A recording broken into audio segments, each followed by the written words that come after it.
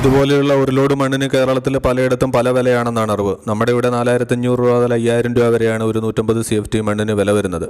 ഇപ്പം വടക്കോട്ടൊക്കെ വളരെ വിലക്കുറവാണെന്നാണ് അറിവ്. 1000 രൂപയെ താഴെയൊക്കെ ഉള്ളൂ ഒരു ലോഡിനെന്നാണ്. നമ്മളിതിനു മുമ്പ് ചെയ്ത വീഡിയോയിൽ പലരും കമൻറ്റ് ചെയ്തു അവിടെയൊക്കെ വളരെയധികം വിലക്കുറവാണെന്നുള്ളത്. അപ്പോൾ കേരളത്തിൽ പലയിടത്തും പല വിലയായിരിക്കാം. അപ്പോൾ ഇതിനെപ്പറ്റി അറിയാവുന്നവരൊന്ന് കമൻറ്റ് ചെയ്യുവാണെങ്കിൽ കേരളത്തിൽ പലയിടത്തും മണ്ണിൻ്റെ വില നമുക്കൊന്ന് മനസ്സിലാക്കാനായിട്ട് വരും. അപ്പോൾ ഇതേപോലെ വീട് പണിയുമ്പോൾ നമുക്ക് ഫൗണ്ടേഷൻ്റെ ഡെപ്തിൽ വ്യത്യാസം വരുമ്പോൾ നമുക്കതനുസരിച്ച് മണ്ണിൻ്റെ കോസ്റ്റ് നമുക്ക് എക്സ്ട്രാ ആയിട്ട് വരും. നമ്മൾ കേരളത്തിൽ വീട് പണിയുന്നത് സാധാരണ 2 രീതികളിലാണ്. പ്രധാനമായിട്ടും 2 രീതിയിലാണ് നമ്മൾ വീട് പണി നടത്തുന്നത്. ഏറ്റവും പ്രധാനപ്പെട്ട രീതി എന്ന് പറയുന്നത് നമ്മൾ ഫുൾ കോൺട്രാക്ട് കൊടുക്കുകയാണ്. നമ്മൾ മെറ്റീരിയൽ അടക്കം ഫുൾ കോൺട്രാക്ട് കൊടുക്കുന്നു. രണ്ടാമത്തെ രീതി എന്ന് പറയുന്നത് നമ്മൾ സാധനങ്ങൾ മേടിച്ച് കൊടുത്തിട്ട് നമ്മൾ ആൾക്കാരെ കൊണ്ട് ഡയറക്റ്റ് ചെയ്യിപ്പിക്കുന്നത്. നമ്മളാണ് എല്ലാ മെറ്റീരിയൽസും നമ്മളാണ്, സിമെൻറ്റ്, സ്റ്റീൽ അങ്ങനെയുള്ള എല്ലാ മെറ്റീരിയൽസും നമ്മളാണ് മേടിച്ച് കൊടുക്കുന്നത്. അത് ലേബർ കോൺട്രാക്റ്റായിട്ട് ചെയ്യുന്നു. മറ്റു പല രീതികളുണ്ട്. പ്രധാനമായിട്ടും ഈ 2 രീതികളിലാണ് നമ്മൾ വീട് പണി നടത്തുന്നത്. നമ്മൾ ഇതിനെപ്പറ്റി മുൻപ് പല വീഡിയോകളായിട്ട് സംസാരിച്ചിരുന്നു. അപ്പോൾ നമുക്ക് ഈ 2 രീതികളിലും നമ്മൾ ഈ കോൺട്രാക്ട് വർക്കിലാണെങ്കിലും ഡയറക്റ്റ് നമ്മൾ മെറ്റീരിയൽസ് കൊടുക്കുന്നതിലാണെങ്കിലും നമ്മൾ ബഡ്ജറ്റ് കണക്ക് കൂട്ടാത്ത ചില പണികളുണ്ട്. നമ്മൾ ഇതിൽ വരാത്തതായിട്ട്, ഇപ്പോൾ കോൺട്രാക്ട് കൊടുക്കുകയാണെങ്കിൽ ആ കോൺട്രാക്ട് വർക്കിനകത്ത് വരാത്തതായിട്ടുള്ള കുറച്ച് വർക്കുകളുണ്ട്. നമ്മൾ അതിൻ്റെ ബഡ്ജറ്റ് നമ്മൾ പലപ്പോഴും കാൽക്കുലേറ്റ് ചെയ്യാറില്ല. പിന്നീട് വീട് പണി തീർത്ത് അതിൻ്റെ ഫിനിഷിങ്ങിലേക്ക് വരുമ്പോഴാണ് അങ്ങനെയുള്ള വർക്കുകൾ ഒരു എക്സ്ട്രാ ഒരു 10% അല്ലെങ്കിൽ ഒരു 50% എമൗണ്ട് നമുക്ക് എക്സ്ട്രാ ആയിട്ട് കരുതേണ്ടതായിട്ട് വരും. ഇനി നമ്മൾ തന്നെ നേരിട്ട് ചെയ്യുന്ന വർക്കുകളാണെങ്കിലും നമ്മൾ അതിനകത്ത് സിമെൻറ്റിൻ്റെയും കമ്പിയുടെയും ടൈലിൻ്റെയും പെയിൻറ്റിങ്, പ്ലംബിങ്, ഇലക്ട്രിക്കൽ അങ്ങനെയുള്ള കാര്യങ്ങളൊക്കെ നമ്മൾ അതിനകത്ത് ആഡ് ചെയ്യും. എന്നാൽ ഈ പറഞ്ഞ മെയിൻ വർക്കുകൾ കൂടാതെ കുറച്ച് കാര്യങ്ങളും കൂടെ അതിനകത്ത് അഡീഷണൽ ആയിട്ട് വരും. നമ്മൾ ഫുൾ കോൺട്രാക്ട് കൊടുക്കുമ്പോൾ വരുന്ന അഡീഷണൽ വർക്കുകളെ പറ്റി മുമ്പൊരു വീഡിയോ ചെയ്തിരുന്നു. ഇപ്പോൾ നമ്മൾ നേരിട്ട് ചെയ്യിക്കുമ്പോൾ, നമ്മൾ സാധനങ്ങൾ ഇറക്കി കൊടുത്ത് ചെയ്യുമ്പോൾ വരുന്ന അഡീഷണൽ വർക്കുകളെ പറ്റിയാണ് ഇന്നത്തെ വീഡിയോയിലൂടെ നമ്മൾ സംസാരിക്കുന്നത്. അതിനകത്ത് ഒന്നാമതായിട്ട് പ്രധാനമായിട്ട് വരുന്നത് നമ്മൾ അതിൻ്റെ ഡ്രോയിങ് ഡിസൈനിങ് സംബന്ധിച്ചാണ്. അത് നമ്മൾ ഫുൾ കോൺട്രാക്ട് കൊടുക്കുമ്പോഴും അത് എക്സ്ട്രാ ആയിട്ടാണ് സാധാരണ വരാറ്. നമ്മൾ അതിൻ്റെ ഒരു ഫീസ് വരും. നമ്മളൊരു ഡിസൈൻ ചെയ്യണം. ഒരു ആർക്കിടെക്റ്റ്, എഞ്ചിനീയറിനെ കൊണ്ട് നമ്മളൊരു ഡ്രോയിങ് വരപ്പിച്ച് അതിൻ്റെ മുനിസിപ്പാലിറ്റിയിൽ നിന്നോ പഞ്ചായത്തിൽ നിന്നോ അതിൻ്റെ സാങ്ഷൻ എടുക്കണം. പിന്നെ അതുമായിട്ട് ബന്ധപ്പെട്ടുള്ള ചിലവുകൾ, അതിൻ്റെ ട്രാൻസ്പോർട്ടേഷന് അല്ലെങ്കിൽ അവിടെ കൊടുക്കേണ്ട ഫീസ്, അങ്ങനെയുള്ള കാര്യങ്ങളൊക്കെ ബന്ധപ്പെട്ട് കുറച്ച് ചിലവുകൾ വരാറുണ്ട്. നമ്മളൊരു 2000 രൂപ അല്ലെങ്കിൽ ഒരു 1800 രൂപ സ്ക്വയർ ഫീറ്റ് റേറ്റ് എന്ന് പറഞ്ഞ് നമ്മളത് കാൽക്കുലേറ്റ് ചെയ്യുമ്പോൾ നമുക്ക് ഈ വർക്കുകളൊന്നും അതിനകത്ത് വരുന്നില്ല. നമ്മളിപ്പോൾ ഒരു 1000 സ്ക്വയർ ഫീറ്റ് വീട് പണിയുമ്പോൾ 2000 രൂപ വെച്ച് 20 ലക്ഷം രൂപ നമ്മൾ ബഡ്ജറ്റ് കണക്ക് കൂട്ടും. പക്ഷേ ഈ കാര്യങ്ങൾ അതിനകത്ത് വരാറില്ല. പിന്നെ നമ്മൾ നേരിട്ട് ചെയ്യുമ്പോൾ നമ്മൾ മെറ്റീരിയൽസ് ഇറക്കി കൊടുക്കുകയാണ്. നമ്മൾ അതിനകത്ത് സാധാരണ നമ്മൾ ലേബർ കോൺട്രാക്ട് ചെയ്യുമ്പോൾ നമ്മൾ സ്ട്രക്ചർ വർക്ക് മാത്രം ഇപ്പോൾ ഒരു 350 രൂപ 400 രൂപ എന്ന് പറഞ്ഞാണ് സാധാരണ എല്ലാവരും സബ് കോൺട്രാക്റ്റായിട്ട് കൊടുക്കാറ്.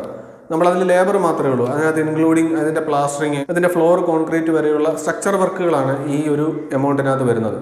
പിന്നീട് നമുക്ക് വരുന്ന ടൈലിങ്, പെയിൻറ്റിങ്, പ്ലംബിങ്, ഇലക്ട്രിക്കൽ അങ്ങനെയുള്ള കാര്യങ്ങൾ നമ്മൾ വേറെ സബ് കോൺട്രാക്ടേഴ്സ് ആയിട്ടുള്ള ചെറിയ കോൺട്രാക്ടേഴ്സിനെ കൊണ്ട് നമ്മൾ സാധനങ്ങൾ എടുത്തു കൊടുത്ത് ചെയ്യിപ്പിക്കുകയാണ് ചെയ്യുന്നത്. നമ്മൾ ആദ്യം പറഞ്ഞതുപോലെ നമ്മളൊരു എസ്റ്റിമേറ്റ് എടുക്കുമ്പോൾ നമ്മൾ ആദ്യം അതിനകത്ത് നമ്മൾ പ്രധാനമായിട്ട് സ്റ്റീൽ, സിമെൻറ്റുമാണ് എല്ലാവരും ശ്രദ്ധിക്കുന്നത്. എത്രയാൾക്ക് സിമെൻറ്റ് വേണ്ടി വരും, എത്ര കിലോ സ്റ്റീൽ വേണ്ടി വരും, പിന്നീട് എത്ര ക്യൂബിക്കടി മെറ്റൽ വേണം, എത്ര ക്യൂബിക്കടി സാൻഡ് വേണം, പിന്നീട് വരുന്ന ടൈലിങ്, എത്ര സ്ക്വയർ ഫീറ്റ് ഏരിയ ടൈലിങ് വരും, പിന്നെ അതിൻ്റെ ലേബർ കോസ്റ്റ് ഇപ്പോൾ ഒരു 15 രൂപ to 20 രൂപ വരെ അതിൻ്റെ സ്ക്വയർ ഫീറ്റിന് ഇത്ര രൂപയാകും. പെയിൻറ്റിങ് ചെയ്യുകയാണെങ്കിൽ അതിന് എത്ര കോട്ട് പുട്ടി വേണം, ആ പുട്ടിയുടെ അളവ്, ആ സ്ക്വയർ ഫീറ്റ് നമ്മൾ ചെയ്യുന്ന ലേബർ കോസ്റ്റ്, പിന്നെ അതിൻ്റെ ഡോർസ് ആൻഡ് വിൻഡോയെ നമ്മൾ തടിയുടെ ചിലവുകൾ, അങ്ങനെയുള്ള കാര്യങ്ങളൊക്കെ നമ്മൾ കാൽക്കുലേറ്റ് ചെയ്ത് ആദ്യം ഒരു ബഡ്ജറ്റ് തയ്യാറാക്കും. സാധാരണ എല്ലാവരും അങ്ങനെ ചെയ്യാറുണ്ട്. അങ്ങനെ ചെയ്യുന്നത് നല്ലതാണ്. നമുക്കൊരു ടോട്ടൽ ഒരു വീട് പണി തീരുമ്പോൾ നമുക്ക് ടോട്ടൽ എസ്റ്റിമേറ്റ് എത്രയാകുമെന്ന് നമുക്കൊരു റഫായിട്ടൊരു കണക്ക് കൂട്ടാൻ പറ്റും. ഈ പറഞ്ഞു വരുന്നത് അതാണ്. നമ്മൾ അതിനേക്കാട്ടി ഒരു എക്സ്ട്രാ 10 to 50% എക്സ്ട്രാ ആയിട്ട് വരും. അപ്പോൾ നമ്മൾ ഡയറക്റ്റ് ചെയ്യുകയാണെങ്കിലും ഈ ഒരു കാര്യങ്ങളാണ് വരുന്നത്. നമ്മൾ ഡ്രോയിങ് ഡിസൈനെ പറ്റി പറഞ്ഞു. രണ്ടാമത് വരുന്ന കാര്യമാണ് നമ്മൾ അതിൻ്റെ പ്ലോട്ട് എങ്ങനെയാണോ കിടക്കുന്നത് അതിനകത്ത് കുറച്ച് എക്സ്ട്രാ ചിലവുകൾ വരും. ഇനി നമുക്ക് 2-3 തട്ടായിട്ട് കിടക്കുന്ന സ്ഥലമാണെങ്കിലോ അല്ലെങ്കിൽ ഒരു ഫില്ല് ചെയ്യേണ്ട ഏരിയ ആണെങ്കിലോ നമുക്ക് അതിൻ്റെ ഒരു കോസ്റ്റ് വരും. നമ്മൾ മണ്ണിട്ട് ഫില്ല് ചെയ്യേണ്ടി വരും. JCB വിളിച്ച് അവിടെയെല്ലാം ഒന്ന് ലെവൽ ചെയ്ത് ഇനി നമ്മൾ മരങ്ങളോ മറ്റെന്തെങ്കിലും തരത്തിലുള്ള ഡബറീസോ ഒക്കെ ഉണ്ടെങ്കിൽ അതെല്ലാം മാറ്റി ക്ലീൻ ചെയ്യേണ്ടതായിട്ട് വരും. അപ്പോൾ അതിൻ്റെ ഒരു എമൗണ്ട് നമ്മൾ കരുതുന്നത്. അത് നമ്മളൊരു ഡിപ്പെൻഡിങ് പ്ലോട്ടിനനുസരിച്ചാണ്. ചിലപ്പോൾ വെറും പ്ലെയിൻ ആയിട്ടുള്ള ഒരു ഏരിയ ആണെങ്കിൽ നമുക്ക് അങ്ങനെ ഒരു കോസ്റ്റ് വരാറില്ല. നമ്മൾ വസ്തു പലപ്പോഴും മേടിച്ച് പണിയുന്നവർ വസ്തുവിൻ്റെ വിലക്കുറവ് കണ്ടിട്ട് നമ്മൾ വസ്തു മേടിക്കും. പക്ഷേ അതിനകത്ത് പിന്നീട് വരുന്ന പണികൾ നമ്മൾ പലപ്പോഴും കാൽക്കുലേറ്റ് ചെയ്യാറില്ല.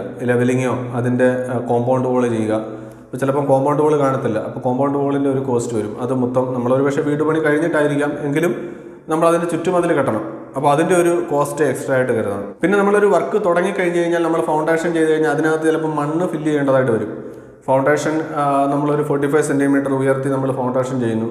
അതിനകത്ത് നമുക്ക് ആവശ്യമായിട്ട് മണ്ണ് ഫില്ല് ചെയ്യണം. നമ്മൾ പലപ്പോഴും അത് പുറത്തുനിന്ന് മേടിക്കേണ്ടതായിട്ടുള്ള കേസുകൾ വരാറുണ്ട്. നമുക്കിവിടെ ഈ ഏരിയയിലൊക്കെ നമുക്കിപ്പം കോട്ടയം തിരുവല്ല ഏരിയയിലൊക്കെ ഒരു 4500 രൂപ 5000 രൂപ വരെയൊക്കെയാണ് നമുക്ക് ഒരു ലോഡ് ഒരു 150 അടി അല്ലെങ്കിൽ 200 അടി CFT വരുന്ന മണ്ണിൻ്റെ വിലയാണ്.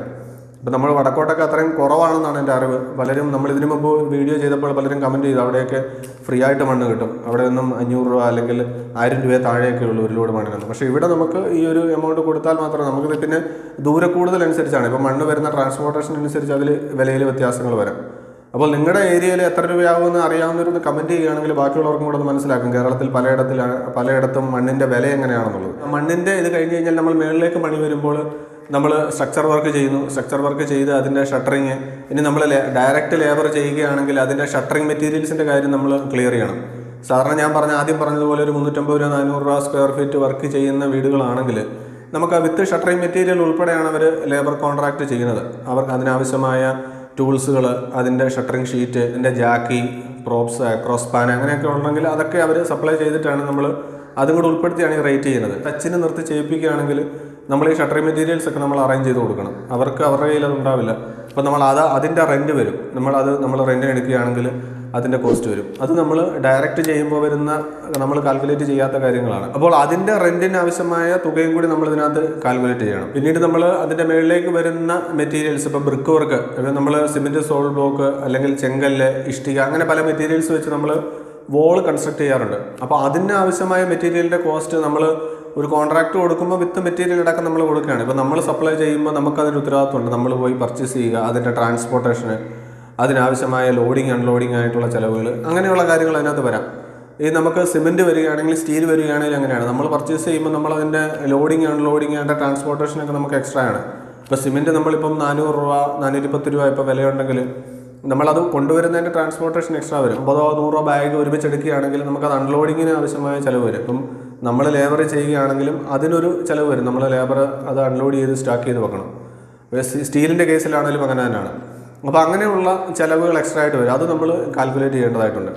പിന്നെ നമ്മൾ പ്ലാസ്റ്ററിങ് ചെയ്ത് കഴിഞ്ഞാൽ നമ്മൾ വാട്ടർ പ്രൂഫിങ് വർക്കുകൾ, അത് നമ്മൾ പലപ്പോഴും കോൺട്രാക്ട് വർക്കിനകത്താണെങ്കിലും ലേബർ വർക്കിനകത്താണെങ്കിലും നമ്മൾ കാൽക്കുലേറ്റ് ചെയ്യാത്ത കാര്യമാണ്. ഇപ്പോൾ ടോയ്ലറ്റ് വാട്ടർ പ്രൂഫ് ചെയ്യണം, അല്ലെങ്കിൽ ടെറസ് വാട്ടർ പ്രൂഫ് ചെയ്യണം. പലരും ചെയ്യാറുണ്ട്, ചിലർ ചെയ്യാതെ ഡയറക്റ്റ് പ്ലാസ്റ്റർ ചെയ്യാറുണ്ട്.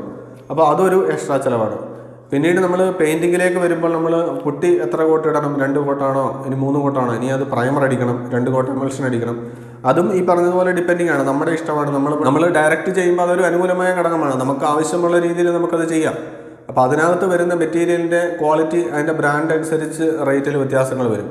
ഇപ്പോൾ നമ്മളൊരു എമൽഷനിൽ തന്നെ പല ബ്രാൻഡുണ്ട്, ഓരോ കമ്പനിയുടേതും പല ബ്രാൻഡുണ്ട് അതിൻ്റെ ബേസ്. അപ്പോൾ അതനുസരിച്ച് അതിനകത്ത് റേറ്റിൽ വ്യത്യാസം വരും. ആദ്യം നമ്മളൊരു റഫ് സ്കെച്ച് എടുക്കുമ്പോൾ ചിലപ്പോൾ അതിനകത്ത് കാൽക്കുലേറ്റ് ചെയ്യണമെന്നില്ല, അതിൻ്റെ ബ്രാൻഡ് ഏത് ടൈപ്പാണ്. അതും കൂടെ നമ്മൾ ആദ്യം തന്നെ പ്ലാൻ ചെയ്തിട്ട് വേണം അതിൻ്റെ മെറ്റീരിയൽ കോസ്റ്റും ലേബർ കോസ്റ്റും നമ്മൾ കാൽക്കുലേറ്റ് ചെയ്യാൻ. പിന്നീട് വരുന്ന എക്സ്ട്രാ വരുന്നൊരു കാര്യമാണ് നമ്മുടെ ഹാൻഡ് റെയിൽസ്. നമ്മൾ സ്റ്റെയർ കേസ് ചെയ്യുന്നുണ്ടെങ്കിൽ അതിൻ്റെ ഹാൻഡ് റെയിൽ വർക്കുകൾ, അത് നമ്മൾ സ്റ്റെയിൻലെസ് സ്റ്റീലിൽ തന്നെ 2 3 ബ്രാൻഡ് ഐറ്റംസ് ഉണ്ട്. 202 ഉണ്ട്, 304 ഉണ്ട്.